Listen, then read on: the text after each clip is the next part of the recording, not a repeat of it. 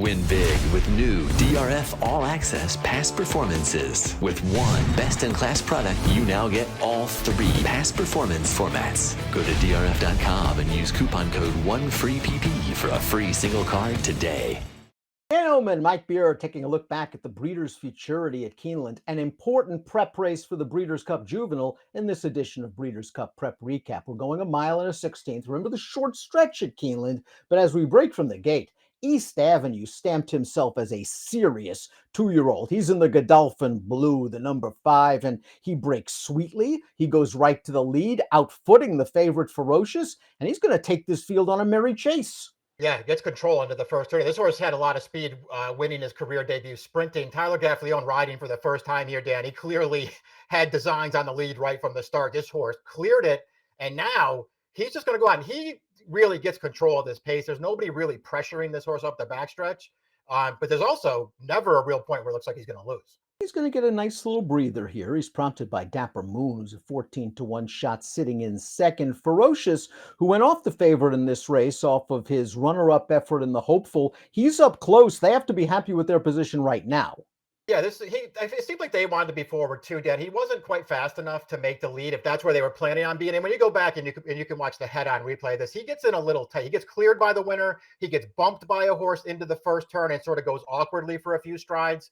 After that, I guess this is the best you can hope for. If you're not on the lead, you're sitting right behind the pace setter, keeping up. And now it's just a question of whether you're good enough to run him down. It seemed like speed did do well at Keeneland on Saturday, but right now East Avenue is cruising in front. Look at Ferocious's jockey, Louis Sias, scrubbing along to try to get Ferocious within range, but turning into the long stretch, it's advantage East Avenue, and he's going to go about his business to win pretty easily. To Ferocious's credit, Mike, for the second consecutive race, once he got into the straight, he didn't exactly run the turn very well in the Hopeful, but then he stayed on in the straight, and I think it was a similar situation here. He's trying his best. He's just no match for the winner.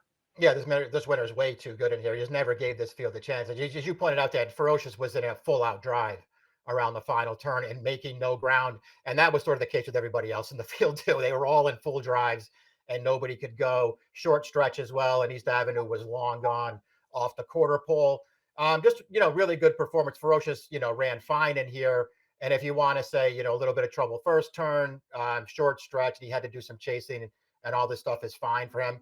I won't argue with that too hard. You're right, though, too, to point out that the speed was good and the rail was pretty good, too. It seemed like at Keeneland on Saturday, and Ferocious spent most of the race on the rail. As did East Avenue, who made the lead. Let's talk about some horses that might not have been on the inside and might have been compromised by the way the track was playing, whether they ran well enough that they could be considered hidden trips. Horses like Tenacious Leader, perhaps.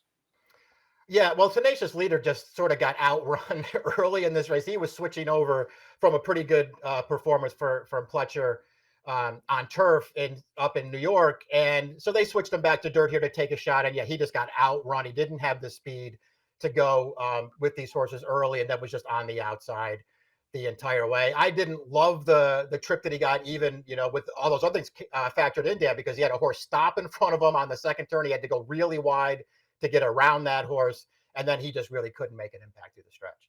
Filoso was really the only horse making up any sort of meaningful ground from the back of the pack. This horse didn't have a ton of speed. I thought John Velazquez gave him a very crafty ride to save as much ground as possible, and it was nice to see this horse running at the end.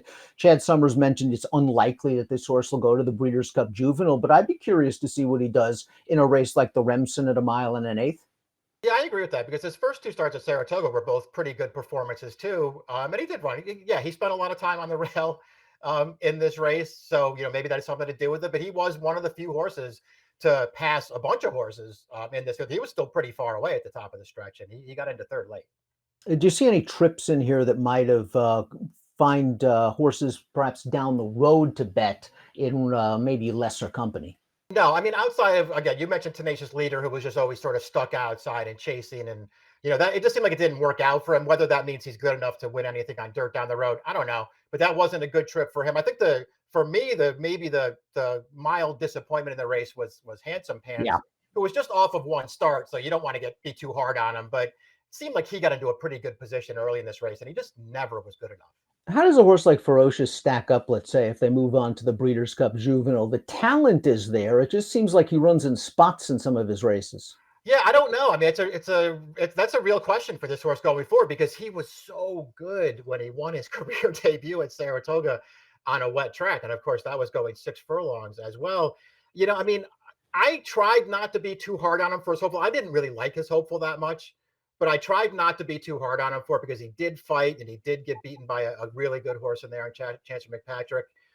I kind of wanted to see him run better in here too, Dan. But it's another race where I could just sort of go through it and make excuses for him if I wanted to. He's a really tough call going forward.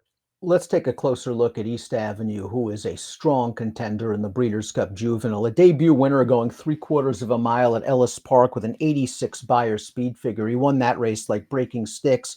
He earned a 95 Beyer at Keeneland, going the mile in a 16th, and perhaps most importantly, going 2 turns for the first time. When you look at this pedigree, it's classic Godolphin. He's by Medaglia d'Oro. The dam's a half-sister to the great Cody's Wish. The second dam won the Grade 1 Gazelle. He's got all the pedigree in the world, a great trainer in Brendan Walsh, and he's got ability. Yeah, there's just a lot to like about this horse. Again, the waters will be deep around California because he's going to be facing good 2-year-olds from all over the place. But this horse is going to fit right in there. His debut was really good. This race was really good. He's got speed and he's got pedigree to go on. When you watch his 2 starts, he went to the lead in both of them. Do you think he's a speed crazy type? To me, he came to hand so well in this race, going a mile and a 16th. I think if someone else wants the lead in the Juvenile, he'll be willing to sit. Yeah, it kind of looks like that to me too. I mean, in both of his races, he did, he had really good speed to make the lead, but he seems pretty handy once he hits the front. You never know how they're going to react, when somebody gets in front of him, if he starts getting hit in the face with dirt, we'll see how that stuff all affects him, and that's going to happen at some point. But as of now, there's nothing not to like about this horse. Let's take a look at the prices for the Breeders Futurity. Second choice East Avenue pays 5-2. Ferocious was second. Filoso from the Clouds ran third. East Avenue, unbeaten from 2 starts, goes on to the Breeders' Cup Juvenile. Hey, let me give you a hot tip. If you liked the content that you've seen before, click on the like and subscribe button right here. And of course, for more DRF videos like Race of the Days, Stakes previews, click on the videos right here.